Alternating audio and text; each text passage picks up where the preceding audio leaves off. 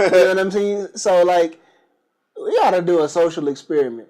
We gotta post up a picture of me. I gotta get clearance from my wife. Acceptance. Clearance from my wife. Social experiment. Hero creates an account. He has control of it. I don't have any control. And he puts up pictures of me. But with my ring on. Oh. So my ring is clearly visible. My profile says that I'm married. I just want to see how many women respond.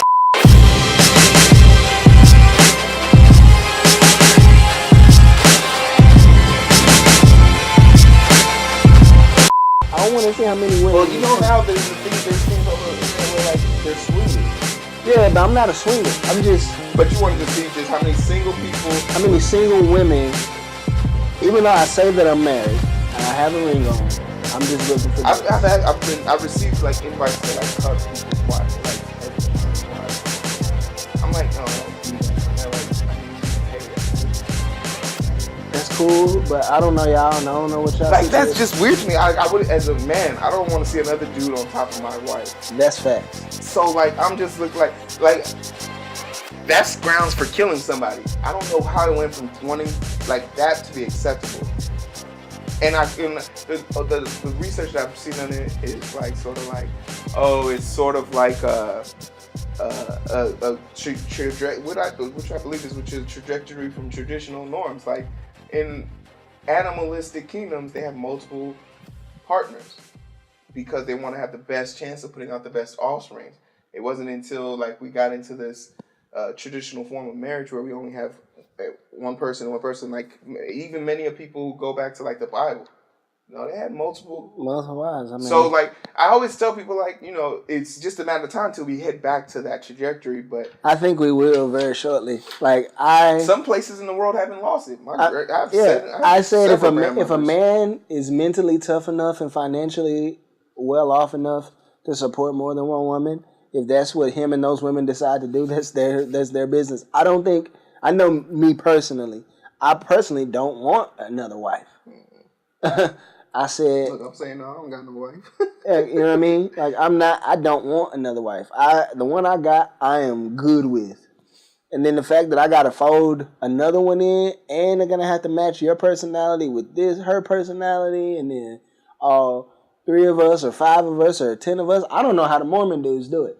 It doesn't really seem very expedient for them, and there's like too many feelings that go on. Jealousy. I don't get enough time. I don't get enough sex. I don't get enough. What it ultimately draws down to is there's a head woman in charge, and she kind of cultivates the rest and makes those do tasks where she doesn't have to. So she ultimately gets to spend the show time with him. But when you get to a certain age where you're not interested in your husband on that level, or I mean, because you know he has dispensable women at his disposal, you allow that. But you're there for the money, which is what the big wife is going to usually be in charge of. The financial money. She says who gets what. And it's up to those other girls to appease her. Because if Big Mama ain't happy, nobody's happy. Mm-hmm. And if your kid wants a new backpack for school, you're going to come correct. And that's how I used to go in these other jobs. But while you guys are sitting here trying to figure out why are these 2 random ass dudes talking about women, Tinder, Mormons, and what would happen if we did a social experiment, what I'm here to tell you is because you're on the fucking identity booth. And this is what we do in the booth. We try to reason and identify with you as you try to reason and identify with us. And as always, your host, Hero, and the boy wonder, Eric, we in the booth. Yeah. Random startup conversation. It's okay. We don't mind it. That's what we do. Y'all should just be used to it by now. You guys really should be. Like if you're watching this right now, you know what you signed up for. Ain't nobody forced you to do this. Yeah. You know. Yeah, we're not Weinstein. We don't force people to do things against their will. We ask for permission, and we take no's for an answer. We do. Yes. We don't like them, but we take them. And a big part of like this is our catch-up show, and we were talking about like how much stuff. Because if you're probably watching this now, you're like, oh, it's good to see you guys coming back. There's probably been a break video in between this, a few break videos in there, but like we've been getting ready, and if things are going as I planned, I'm not here right now. if things are going as planned. By the time you see this, this won't be the booth anymore. This will not be the booth. The booth will, for all intents and purposes, be green screened and will be spliced together. Yes. And that's good and bad. No, it's all good. It's bad. It's, because we should be together in the room. However... And not even that. Just the fact that, to a system, a process, a friendship is going to be like... It's going to alter. It's going slightly. to alter. And people don't like change. And that's why people get mad at us, because we change a lot of shit on our show constantly. Yeah, we kind of record, for the most part, in the same way, in the same place, for the most part. But at the end of the day, we're just okay with changing things. You know why? Because honestly, we don't care what you think about us changing. I know you watch shows and you're used to certain backdrops and a certain presentation. We don't really give a rip about that. We record it however we felt like recording it that day. And we say whatever we felt like saying that day. And rarely do we take something out. Do we edit something out? So, I mean, this is just, it is what it is for now. And when things change, that'll be what it is, and it'll work, and you guys will love it, because the content's not going to change. It's just how it looks. Yeah. And my goal is to hopefully be able to do, because a lot of people have been asking, like wondering, like, you guys are really speaking in terms here. Like, what do you mean? Like, is something happening? Is Hero going to jail? Like, there's a bunch of nuances going on. And it's like... When we can talk about it. We'll talk about it. And when we can talk about it plainly, yeah, we'll talk about it. We can't talk about it at this moment because not everything's been 100% solidified. But when things are solidified, I actually venture to say that they'll probably see a bit more of me than they will of you at that point. Yeah. Just because Hero will be busy. Yeah. He'll be too busy for us little people. He's going to be going off doing surgery and carrying on. So, I mean, and that's something that, like we can even talk about it now. Like, why there was a clear 2 weeks where we didn't post anything, and everyone was like, "What's going on?" Because we were really pushing good numbers. We were getting 50 people per view for the podcast. We were pushing 150 plus people on regular shows. Like, we were pushing great numbers. And now I know, like, if you're watching this and you're like a big YouTuber or you're like a YouTube finesser and you're like 150 views, I pull that in 10 minutes. Like, no, I'm not a hater. But hey, share this with somebody. Share that with somebody. Help a brother out. So I want to get on your level. Yeah. But, like, I had took on a responsibility. I had made up my mind that in order for me to put myself in a position where I could make a difference in my life, I would have to take on a lot more responsibilities than I normally would, which required me to systematically, for 13 days, wake up every morning at 8 o'clock. No, wake up every morning at 6 o'clock, drive 30 minutes to a place, sit down, take a 6-hour test, not turn in that test, go home, eat, sleep, try and find some of the answers that I saw in the test, wake up again, and do it all over for 13 days straight. And it really pushed me. And it made me, it did something to me mentally that made me ask a question that if I couldn't become a doctor right now, how would I be making myself better in order to do it later on? And I had no real answer. And someone presented me with an opportunity. They flat out told me, we get it. We know we're coming at you because we know you want to be a doctor. And we know you're not going to be one right now. But that still doesn't mean you can't be useful to the system. To the extent of they will make me what they need me to be.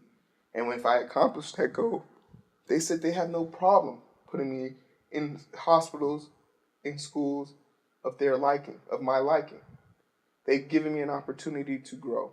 So I took it, which required, and this is something that you have to realize as a person, as a viewer, if someone's your friend, this is how you figure it out. I came to Eric and told him the situation, that we won't be able to record, because Eric took this upon himself. Like, this is Eric's podcast as much as it is mine.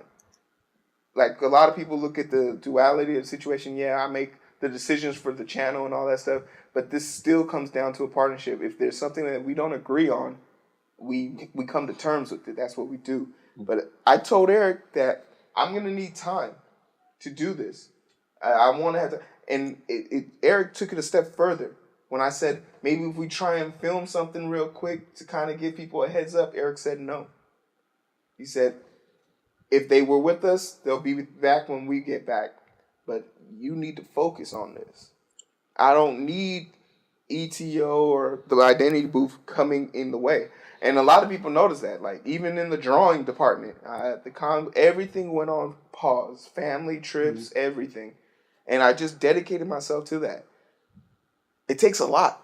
And, I passed the test. I got the results that I wanted, that I know I could achieve. But ultimately, I'm still in the fate of someone else's hand. I'm waiting on someone else's decision. And until that point happens, I'm in a mix of flux, sort of. Yeah. And it's not comfortable, but it's bearable. Yeah. And the thing about being in a situation like that, when you're at the other person's mercy, if you've done everything that they've asked you to do, and you're just in a holding pattern until they get in the right situation, is one thing. But also, we don't put all of our eggs in one basket. We cast our bread upon the waters. We put a bunch of lines out and see which one bites first. Hopefully, it's the biggest fish on the end of the hook. But I'll take a medium-sized fish, so long as I can eat. And that's the thing about this opportunity. It's so big, so great that I'm willing to wait on it. Yeah. Because it just puts me in a different league. Way different. I mean, a completely two tax brackets higher than where you are. I mean, what you'd be doing and how you'd be doing it is on par with what your original goal for your life was anyway. It's kind of it took you less time to do it, and I mean, you basically got a fast track there, and you could literally do this job for a few years and save up enough money to pay your way through medical school or pay for a freaking degree. Yeah. Period. Just flat out one of these small, having MD on your name, it doesn't matter where you went to school, because there's people who went to freaking Harvard Medical, Yale or Berkeley or wherever, Cal. They've been to all these prestigious medical schools. Yeah, I went to medical school here. I went to Johns Hopkins. Okay, but you're a trash bag surgeon. And this guy went to BFE medical college and's got the sure hand, and is renowned and came from nowhere. It doesn't matter. The MD is all that matters. If you want to, dick measure over school, you're an idiot. Because when we walk into the room, if we're both working a job, no one cares that you went to this prestigious school and I went to BFE. When we step up to the table, and I'm a beast with operating. Don't look at it like just MD, like DO, whatever. Because now, even to the extent where physician's assistant is becoming PA is coming up. Because if you ever go to a clinical office now, you're meeting a PA, nurse prac, and PAs. That's all you're running into. You're rarely going to see the physician. If you're doing surgery, you're not going put to sleep by an anesthesiologist. A CRNA. It's a CRNA, a nurse anesthetist. I guess the ultimate point of this whole conversation is never say die. Mm-hmm. Go hungry, go mad, go to your limits, then go a little bit further, and then when you get to that max, take a big leap of faith. There's no extent. A good friend of mine is coming down here, and they're trying to make plans and transitions like I have, and I told them, you're already 2 years behind. Mm-hmm. And I'm ready to go. Yeah.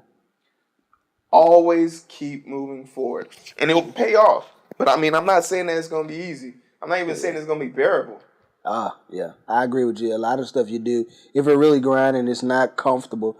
It's like one of the guys, I follow this guy on YouTube, and he's one of the weightlifting guys. I'm into exercising. I know you probably can't tell because I'm sitting so far back, but I'm very sexy underneath my shirt. Anyway, just ask my wife. Anyway, now he says whenever we're doing reps, he's like, "How many reps did you do?" I didn't count. He's like, "I did till it hurt, and I do 3 more." He said Muhammad Ali when he was training, they asked him how many reps he did, and that's what he said. I don't know. I don't start counting until it hurts. And you got to look at your life like that. You can't change if there's no pressure. You can't morph until there's pressure. You know, you've heard pressure makes diamonds. That's true, but you can't change into something more beautiful unless there's a pressure that's forcing you to get out of your comfort zone, to quit being complacent, to start thinking outside of the box and becoming more resourceful. Because you don't know what your limitations are if you don't push those limitations. You don't know mentally, emotionally, physically, what your limitation is if you're not trying to break that. Every time you get to a new plateau, it's about surpassing that level. It's about going to a new place. You can't do that if you're not forcing yourself, and you don't have the right people around you to not let you slack off. Ain't no way he was going to call me with this whole test thing he was talking to me about, and he was like, well, maybe this, that, and third, because he knows for a fact. I'm like, hell no, bro. Like, you got to do this. This is not an option. Like, there was a part of me that said, like, I can't, the test was designed for people who already made it through 2 years of med school. I can't get in. So how am I going to pass the test? But I knew innately, I had a lot of help on the other side. But it forced you to be resourceful. Yeah. It forced you to find some things you could use to train, calling people that you knew had the expertise, and one of them actually, out of the 3 or 4 people you called, one of them actually returned your call and checked up on you, made sure you were studying the right things, forced you to get online and find some things, some study aids, and just sheer determination. Yeah, it's amazing. In this experience, out of all of it's taught me is there's nothing you can't find on the internet when it comes to education. Facts. It's a fact. I like, and I don't even want to say this to incriminate stuff, but there is a solution to, like, if you think triple heart surgery, triple heart bypass surgery, if you have the nuance, skill set, you can figure it out. Like, it's not to say that, take anything away from a heart surgeon, but like, it just shows you how far we've come. Mm-hmm. That I no longer have to learn how to do a surgery from a person anymore. No. I can watch multiple videos. And I can pause it, rewind it, and watch it 1,000 times. And I can literally get my whatever dummy that I create, and I can run through my stitches. I can use a shoe to run through my stitches.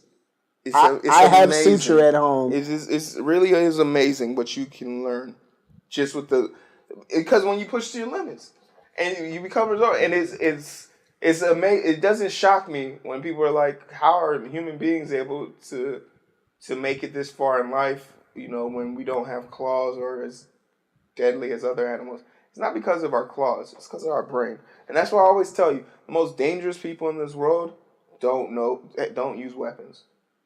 They will break you down on a mental level first. And I ascribe to those type of people for sure. But I mean, other than that, what else are we talking about today? I mean, we need to really talk about. Here and I have lots of conversations. I know you guys. You guys are an extension of conversations that you guys never really get the best. It usually happens the night or the week or a few days before we actually record the show. We talk about what we want to talk about on the podcast, and that's where we really go in. And unfortunately, you guys aren't privy to that. Maybe one day that's the whole reason why this podcast even exists right now, because we got tired of talking about these serious shit and never recording it. Yeah, so me and Hero we would do it outside of work. We'd be in front of the office, and we just stand outside on our day off for like 3 hours. I mean, we get out of our meeting at like 11, 12. Maybe we would even skip lunch. We just stand outside and talk for like 4 hours. All the 9-to-5ers are pulling out, and they see me and Hero standing outside. Still out there, like, are they selling, like, what are they still doing out there? Like, what are they doing out there? What are they doing? Are they conspiring? I was like, no, never that. We never conspire. But, we just would talk about life and politics and stuff that was important to us, and, and we never recorded it. We were like, man, we hitting on some good points, but we didn't record it. And we would talk on the phone for 2 or 3 hours about what was going on in the world. And we're like, damn, we should have recorded it. And now you guys are an extension of these conversations. Yeah. So we were talking last night about people putting out trash product. Oh, my goodness. Like, What's up with that? You know, and as we say, trash Yeah, products. we give up. We talk about ourselves first because we came out hella lame. Tell them, oh my god, with the bad audio, video, the episodes edits. 4, 5, and 6. Our first stuff was trash. What we were talking about was cool, but how we presented it was absolute garbage. And it's not fair to you guys for us to put out. Granted, you know, we could probably easily have done something stupid, went viral. It didn't have to look good, and we could have had a million views. But like the steps that we're taking out, like we both mic'd up now, just so because the thing that I got was people would say I can hear Hero, but I can't hear Eric. And Eric, as you know, likes to lean back. He's very relaxed and chill. So when we used to just have the mic right here, yeah, you could always hear me, but Eric would be in the corner. Talking, he's not going to raise his voice. Yeah. And like between the both of us, my voice at least carries further. And I feel like because I practice more and I've had more experience behind the camera, in front and behind the camera, so I understand like what I need to sound like. I'm pretty sure if Eric was editing this, he would know, oh, okay, I need to speak up when I say this. But like, it's just been like so painful. And something occurred to me. Like a lot of people have now started asking me like, hey, I haven't seen your podcast in a while, but by now this is going to be the 3rd episode that we post since our hiatus. And I just say to them, you know, are you subscribed? Because if you're subscribed, you automatically get a notification. Yeah, if you're subscribed, if you hit the bell, you're gonna get a notification. So if you're subscribed, we put a video out. Depending on what you're watching, it may show up in your timeline. YouTube's changed its algorithm. I'm getting so much crap. So that's why it's important. If you like what we're doing and you like seeing our faces and you like hearing our voices, then you need to hit the bell. I mean, there's people who have 100, 200, 1 million subscribers who don't even show up in their normal people's timeline because of YouTube's algorithm. Depends on what the video title is, the thumbnail, what you're talking about, your hashtags. They are filtering you out of people's line of sight because they can. They can. And I mean, it's all about consistency. We know that YouTube has a preference for people who post 3 to 4 videos a week. People who post every day get top billing for 6 hours of the day. Yeah. Me and Eric only post once a week. Sorry, guys. Like, and it's nothing like we couldn't. Even if we wanted to do this every day, we couldn't. We could probably make a small little live video, and it wouldn't be the both of us. It would be Hero or myself. Yeah. Completely solo dolo recording something. But it's got to be like a 10-minute long video. Like the theatrics that go into it, scripts, edits, like no, for me to do a 10-minute video, that's a 3-day long process. Write, research, film, edit, and editing usually takes me 2 days. So like, it's a process. But like, really, what we're talking about, like shit products, is because I see a lot of shit products out there. But most importantly, the thing that you have to realize about shit products, it's okay for it to be shit. Yeah. It's part of your growth process. I've started my comic book, and I'm now 6 months into it, and I'm looking at issues 1 and 2, thinking, I gotta redo that, because I'm now issue 3, and I'm way better. Like, shockingly better. And can we just put a pin right here? Say, if y'all ain't following The Strangers, I know the story, because Hero took me through every freaking little square, every little drawing. I'm talking about before there was color on the page. Man. I seen it. I know the story. Let me tell you, it's a real freaking story. And it's a good comic. Like, if y'all ain't following, Hero's going to put a link up in the top corner. Go watch the latest Strangers review. You need to watch it. It's really like, I really take great pride in it. And it's like something is random. Like, I didn't think it'd be getting this type of publicity. And that speaks to what I want you guys to do. If you are making a shit product and you want to get better at it, you have to stop sharing it with your friends. You have to stop sharing it with people that know you. You have to stop sharing it with forcing it on people. Yeah. Like, I took it upon myself to make 2 separate accounts. The Identity Booth and the Strangers comic book. And start them from scratch. I'm not following any of my friends, and I won't add any of my friends. And the pages are growing. People are responding to them. We've gone from getting 1 like a week to getting 40, 50 a day off of a post. And these are people we don't know. Yeah. These are people commenting and subscribing. We've dedicated a complete hashtag list. So anytime we post something, we always post the same exact hashtags. So we always show up in the same exact post. And we're giving our product to people who want to watch it. If I'm going to post a video about race relations, there's a group of people out there in the world who want to see strictly that, and I will give it strictly to them. Mm-hmm. There's people in this world who want to see my comic book.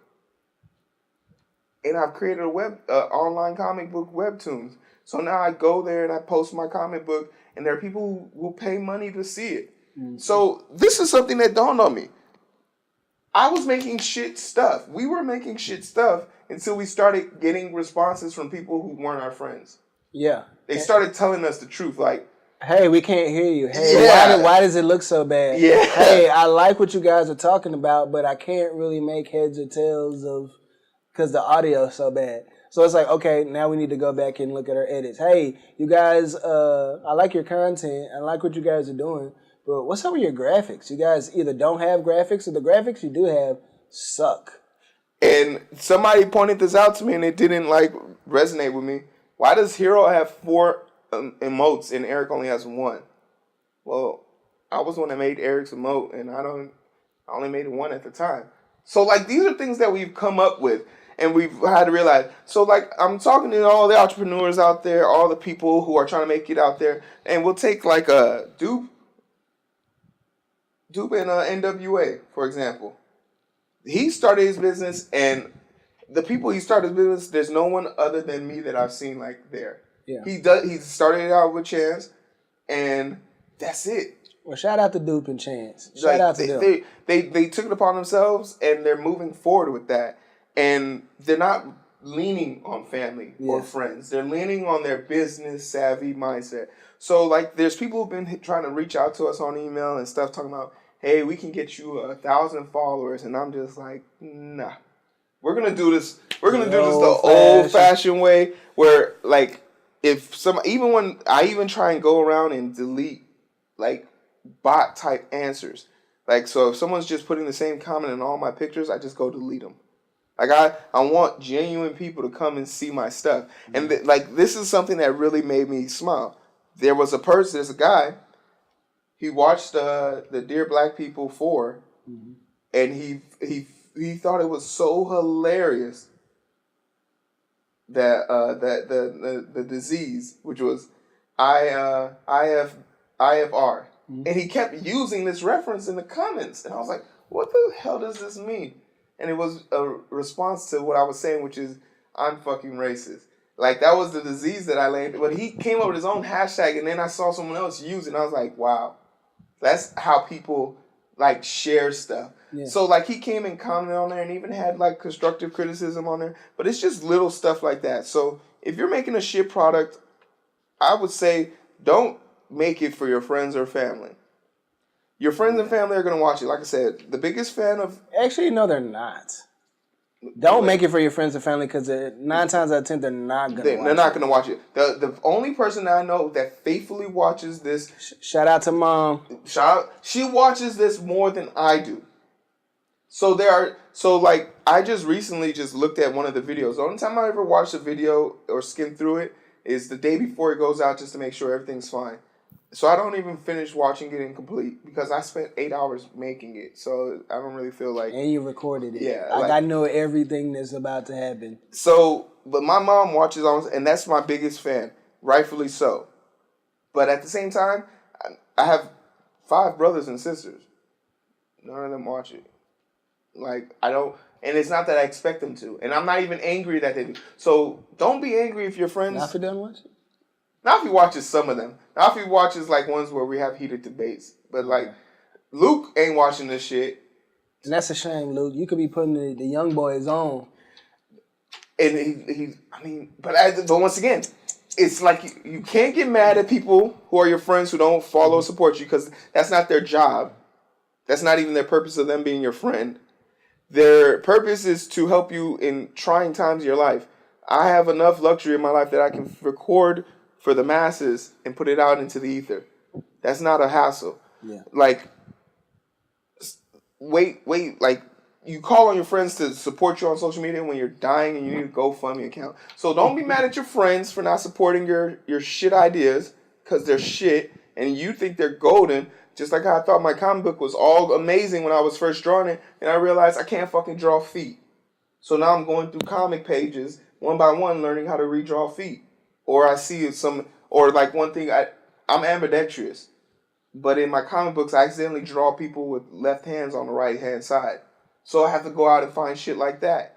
But that's shit product. You got to go out and make better stuff than that. Furthermore, you rely on the people to support you within your close family realm after people on the outside have already supported you. Because that's a way for them to make money. In other words, don't ask nobody to support you if there ain't no way you can pay them. Period. Yeah. Period. That's as brutal as it's gonna come. You want to get your shit out there? Save $20 and go buy a Facebook ad. Facts. Facebook ad you can run $20, 5 days, $4 a day, and Facebook is smart enough to make sure you get in front of as many people as you They'll can. get you 6,000 views. They will. You might not get that many likes, but they'll get you your follows, views. but they can get you in front of people. So if you really about something, and then once again, if you're saying, well, I don't have the money for that, you don't have $20, know what the fuck you doing? Yeah, if you can't go hustle up $20. And don't get me wrong, you don't have to support ad revenue and shit like that. You can do it straight like me. 2 months, just hard posting every day. Monday, Thursday, my posting days on these two channels. Me, I spend money. Hero puts a post up. Half the time, I'm probably gonna, if it's depending on what it is, I'm gonna run an ad for it just because. And that's the duality of the situation. So it's the best of both worlds, though. Yeah, you need because admittedly, when it comes to at least social media, as far as tags and things like that, that's where I'm suave at. Like that's what I know how to do. Like I know how to go find out. There's a great person who follows all my artwork and stuff like that, and asked me if I did logos. So now I'm making money off of that. So now I'm gonna help this person make their logo. But like you have to go find these people. Like you have to understand like what it's gonna take. Mm-hmm. But at the same time, don't take it personal, man. It's a business. Don't. Yeah, and that's why you need people's opinions, because if you accept their opinions, you might have overlooked something, neglected something, or maybe you didn't and it just hurts, but maybe it's something you do need to change about what you're producing. Mm-hmm. That's only going to make you better if you listen. Now, people are just being hurtful just to be hurtful. That's one thing. You can ignore that, but the people who are giving you good, solid feedback, you need those. You take those comments. That's why the comment box is there. That's why a thumbs up and a thumbs down option is there. It's for you to have some kind of response to what you're putting out. And if people don't like what you're putting out, make it better. Yeah, and that's the 2 points, great points you made there. One, if you're making content, the number one person you should be making it for is yourself. You should like what you're making. Like my comic book. I'm making it so that one day either I can see someone cosplay as one of my characters, or I can have the ability to read my story to my kid when they're going to sleep. Yeah. Read me the story of Zemi in issue 3. Like I would love that. That would be nice. I would love to be able to open up a book and read it to my child, and it's authored and illustrated by me. That is my motivation. Secondly, if you are making content and people are responding to it, you owe your content to them. Yeah. You owe it to them. So a lot of what me and Eric were talking about, this is when I was offline, a lot of the content we make is traditionally pointed towards the African American base, but a lot more white people respond to our. And and there's the irony. Now let's touch on that because I want to shout out because I know if she watching, Heidi, if you watching this, much love to you. You and your husband are amazing. Oh, so Shawnee and I went on vacation, went to Colorado. Shawnee has a good friend, Heidi, and her husband. They live there. Heidi and Kevin. Good time. Yo, first time I meet these people, we go out to I forget, I think it was called Over Easy. It was a little chain breakfast place there in Colorado Springs. They live in Gunnison. They drove 3 hours because they have family there and they knew we were there. So we kicked it with them Saturday before we left. Like the whole day, got up, had breakfast, lunch, dinner. It was dope. Went shopping, everything. So we having a conversation. We talking about everything. We talking about politics, religion, We talked openly about race. First time me meeting them, Shawnee, my wife, knows Heidi, been on her for a while. They've had plenty of conversations. But she asked me to my face, hey, when are you and Hero going to put out some more video? I love watching you guys. Now, mind you, she lives in rural Colorado, mountains, conservative, leans probably a bit more to the right. But she's asking for content from the both of us, and she genuinely likes both of our perspectives. She can see both sides. She likes that we keep it balanced. She likes that we tell the truth. She likes that it's raw. She likes the stuff that we talk about because we're not afraid to offend people. And she's not a social justice word type person. But it's very encouraging for somebody who doesn't look like you, who you didn't even initially start off intending to reach, comes back and says, I was edified by what you said or what Hero said or what you guys did.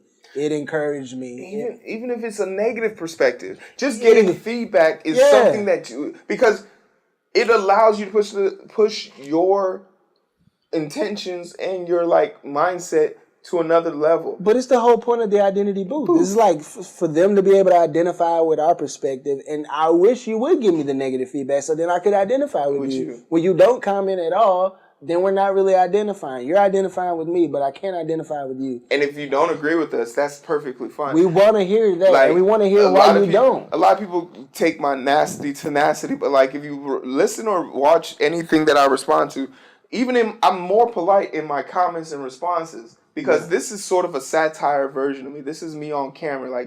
I don't traditionally need to curse every other sentence like a fucking sailor. But it's just something that I do because I know it's a little bit of a pizzazz and shock value there. But in the comment section, I'll go head to head with you on the facts. No swearing, no offensive, because anything. Part of being an argument is not insulting the parties involved. And I mean, I owe you that much respect. So it was really baffling to see those stats. And I wish there was a way I could track demographics better. Because like I said, I have a lot of people that support our content and they don't look like us. And they don't look like us. And it makes me say to myself, if any one of them ever came to me and said, I want to hear your perspective on this. What's your one friend? We were just having a conversation about that. Watches all of our videos. Danny and Neely? Yeah. Yeah. She watches, her son is watching the comic book page. She watches the comic book page. She watches all the podcasts. And I only met her once in person at a concert, RTJ. And I was just telling myself, that's amazing to me because she took it upon herself. I told her at the concert, I do this podcast. I didn't write anything down for her. And then 2 days later, she's following the page. So, people, you guys put your content in front of people who aren't interested in your shit. I might have a vendetta out to save the black mind and the black community. But the people who gonna latch on.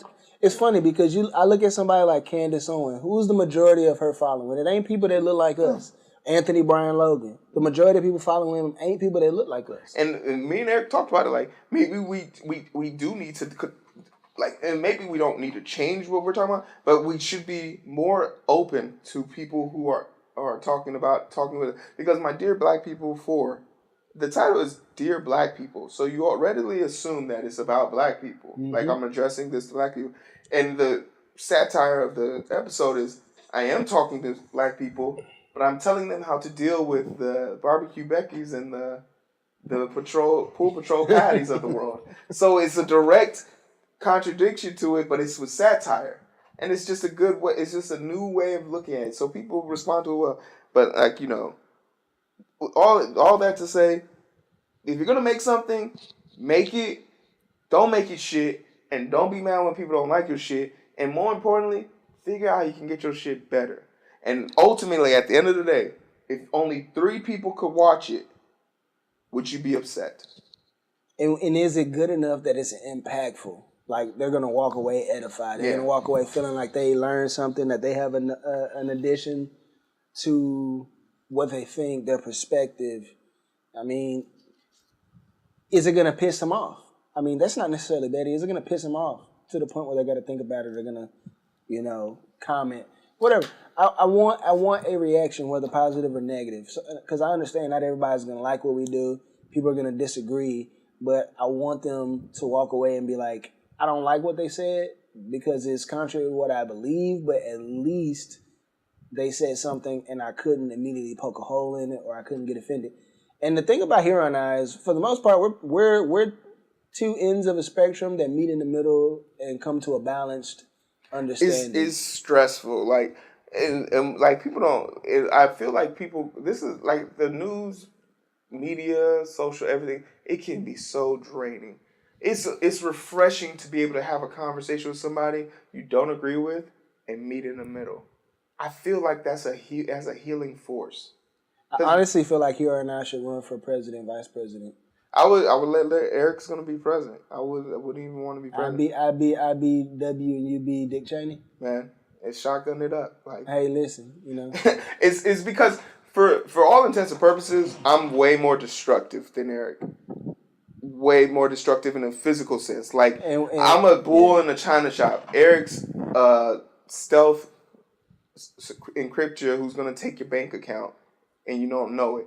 But like, we all have our damaging effects, and like, for me, a big part of my approach to dealing with people is invoking or imposing their biases immediately. That's how I get people to fall into my verbal traps and my physical modes. Like, I get them to react and respond to me first physically before they can respond to me mentally, therefore giving me an edge. Because if I know what you're thinking and feeling, then there's nothing you can do that will catch me off guard.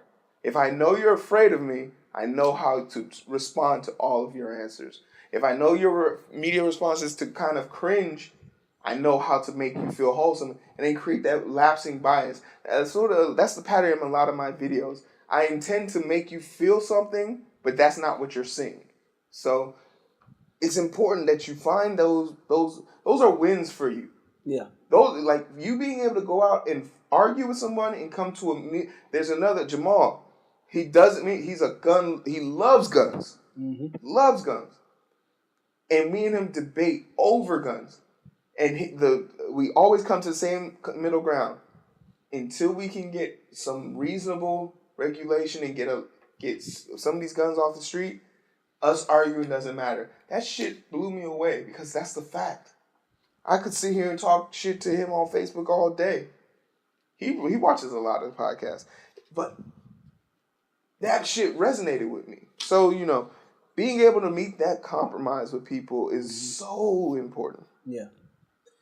The world isn't set up for people to compromise. I mean, you would think that it is, but society has conditioned people to be on one side or the other. The compromise is a powerful weapon. The compromise is the difference between you being upset at somebody for nothing to you being like, all right, you do whatever you want to do over there. I'm going to do whatever I want to do right here. Deal?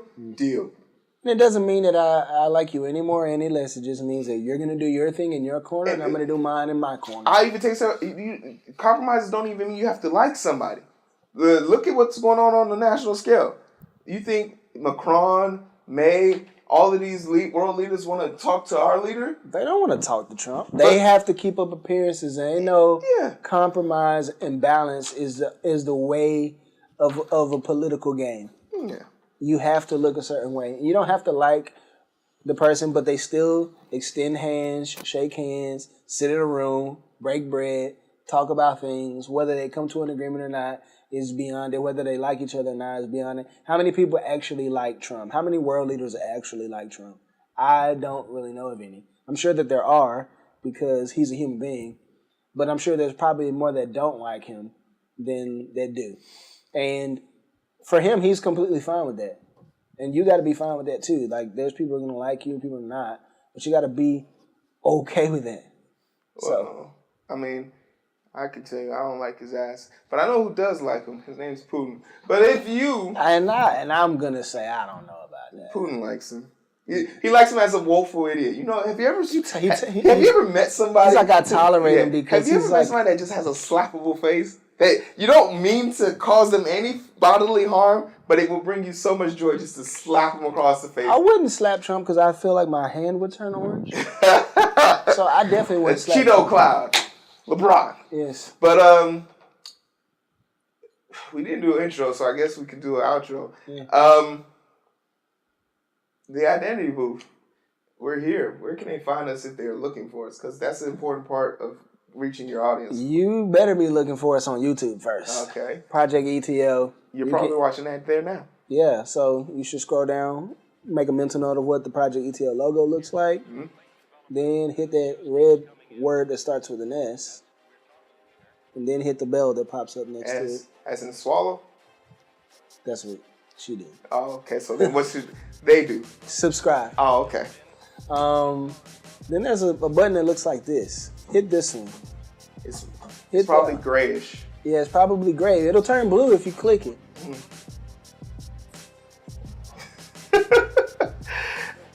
And if they want to listen to us, because we on SoundCloud, oh man, Google Play, Last.fm, iTunes. Man, where are we not is a better question. That is very good. Facebook us. We put, because now I'm starting to put like little clips up and stuff like that. But I'm not gonna be mad. You know, I used to add like 99 people to the. No, I'm not doing that shit no more. Like, if you want to watch, because we make shit product and you deserve better. We agree. So when we get good enough for you to start following us, follow us, or to the point where we can start paying you to tell people to follow us, whichever one comes first. But no matter what you do, no matter how you want to do it, continue to identify with us as we identify with you. Because we gonna stay here and we gonna keep making this shit until my mom says she's not watching it anymore. Mm-hmm. And that ain't never gonna happen. Cause my mama gonna live forever. So this shit gonna keep coming. You feel me? You feel me? Alright, then. Appreciate you guys. Thanks for joining us. As always, your host, Hero, and the boy wonder himself, Eric. You guys take care of yourselves, alright? Yeah. Crazy people out there. Ready? Great. 5, 6, 3, 2, 1. Alright. That was good.